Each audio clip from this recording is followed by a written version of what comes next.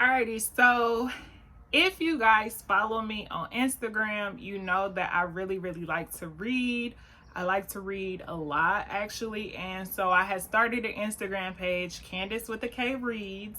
So if you're interested in just being in the know of what I'm reading or currently reading, or what I've read rather, be sure to follow that page. And so on my YouTube channel, I'm going to start doing more book reviews. So as I finish a book, I will review the book, right? And so the book that I just finished was The Girl with the Louding Voice. Okay. I pulled out my old school iPad. This is the iPad 1, y'all. Okay. An iPad 1. Talk about a relic. Okay, so The Girl with the Louding Voice is a novel by Abi Daré. I hope I'm not butchering that. And I just finished this book this morning. I absolutely love the cover, the colors, that blue is so radiant. And if you cannot tell, this is a book that is based on the continent. So the young girl in the story, she is from Nigeria. Just to give some backstory, the girl, her name is Aduni, I believe. I'm hoping not to butcher that as well. She lives in Nigeria. She is coming of age, meaning she is getting her cycle.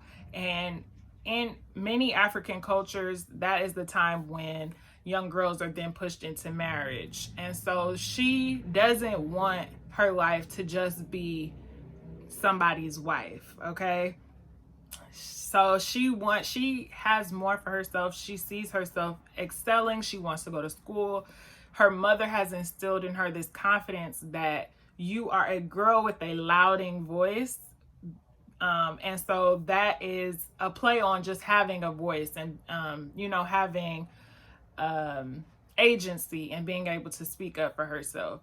But once her mother passes away, her father pushes her into marriage, and she ends up becoming the third wife of a man who has his own sets of trauma, and the wives have their own set of trauma, and she finds refuge in the second wife, who then dies, and she runs away because of the guilt of not having a safe space, to where then she ends up in another abusive situation, being somebody's house servant, but then finds refuge in a safe place with the neighbor and the cook.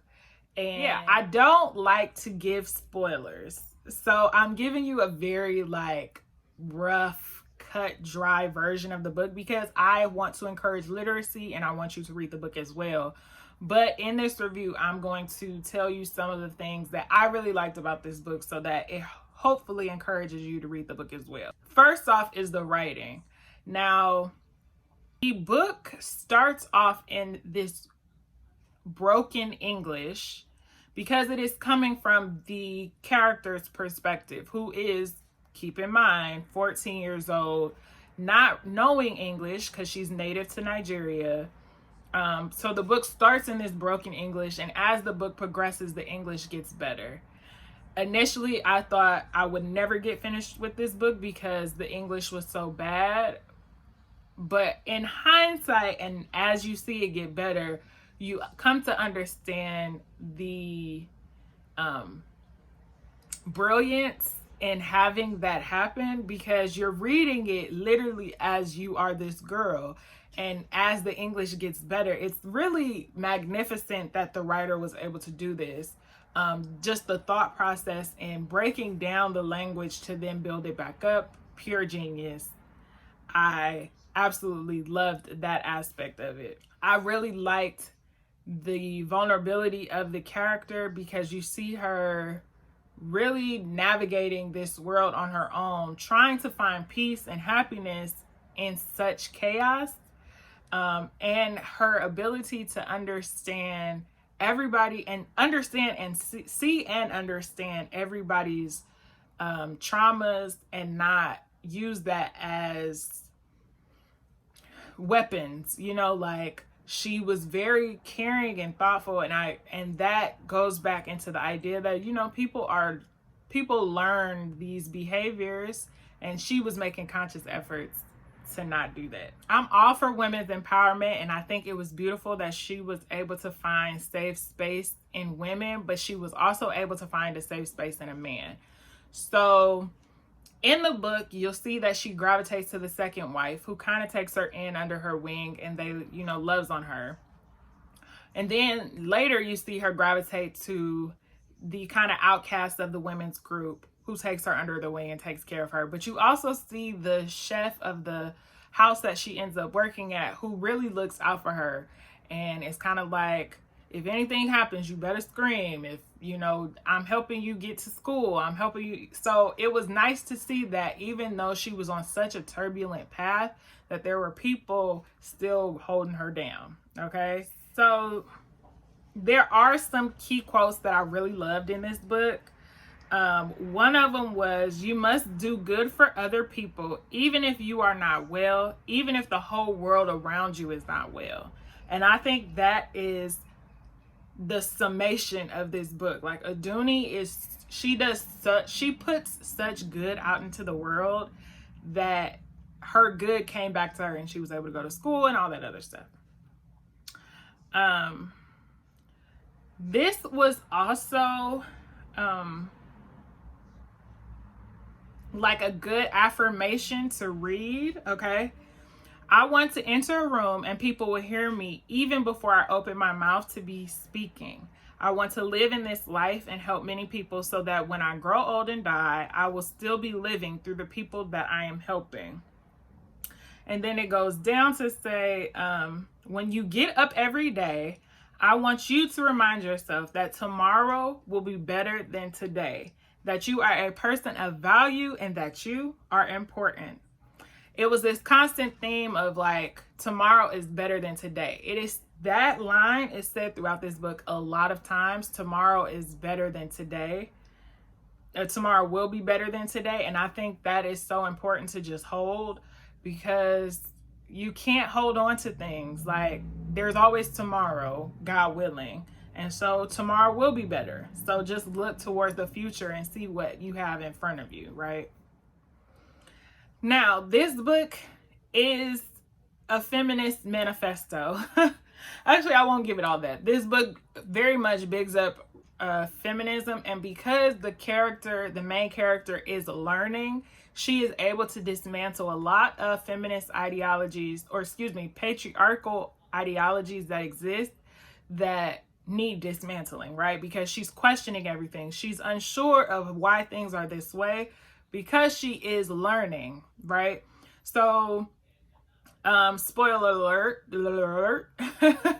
So one of the characters in the book is trying to have a baby. And so she goes to participate in this African ritual of basically being beaten to hopefully speed up the impregnation process, right? And so Aduni questions, like, why is the woman going through the beating when it takes two people to make a baby? And honestly, that was, yes, like, dismantle these patriarchal beliefs, okay? She says, if it takes two people to make a baby, why only one person, the woman, is suffering when the baby is not coming? Is it because she is the one with breasts in the stomach for being pregnant? Like, yes. Why is the woman going through all the suffering when it takes two people to make a baby? Dismantle that patriarchy, girl. Dismantle it. Yes. So my Goodreads rating on this book is that it is in between a 3.5 and a 4. Now, it didn't get a very high rating for me because, yes, it was very difficult to digest initially. But once the story picks up and she becomes to learn, it makes the reading a lot easier. Now, of course, that is just because I'm American and English is my first language. And so that's just the Americanisms in me that feel that way. I think the story is very good. I would like to know how Aduni is doing. Okay. Did she make it to school? Did she survive in school? Because we all know that once you get there, sustainability in staying there, you know, like how is her life afterwards. I would also like to know what happened with her family.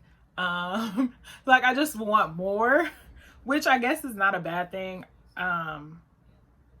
It's actually not a bad thing at all. I believe this was the author's debut novel, so for a debut novel it was excellent. I will give it that.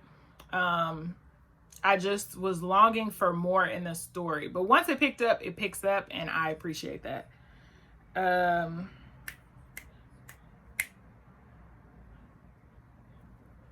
So yes, that is my quick review of The Girl with the Louding Voice. Be sure to follow me on Instagram, both at Candace with a K as well as Candace with a K Reads.